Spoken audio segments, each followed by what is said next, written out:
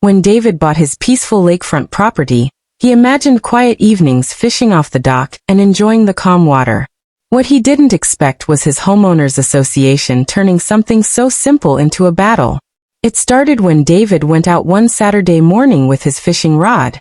A neighbor from the HOA board walked by and casually mentioned that fishing on the lake required a permit. David was puzzled. He owned the land and part of the shoreline. Still, he brushed it off until weeks later, when he received a notice in the mail. A $3,200 fine for unauthorized fishing. David was shocked. He double-checked his deed, and the lake access rights clearly included fishing. Convinced it was a mistake, he tried speaking to the HOA. But instead of listening, they doubled down, insisting he had broken their rules. Soon after, they filed a lawsuit demanding payment.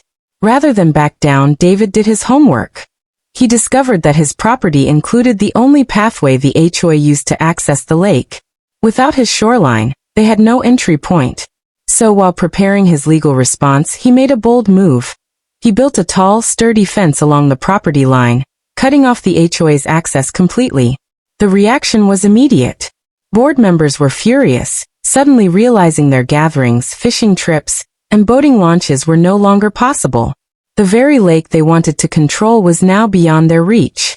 When the case finally went to mediation, David calmly presented his property rights, his deed, and photos of the fence.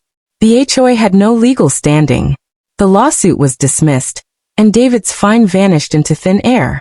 Ironically, after months of tension, some neighbors approached him privately, admitting they admired how he stood up for himself. David didn't just win his case, he reminded everyone that ownership rights matter. From then on, he fished in peace, smiling every time he cast a line, knowing the HOA could only watch from the sidelines.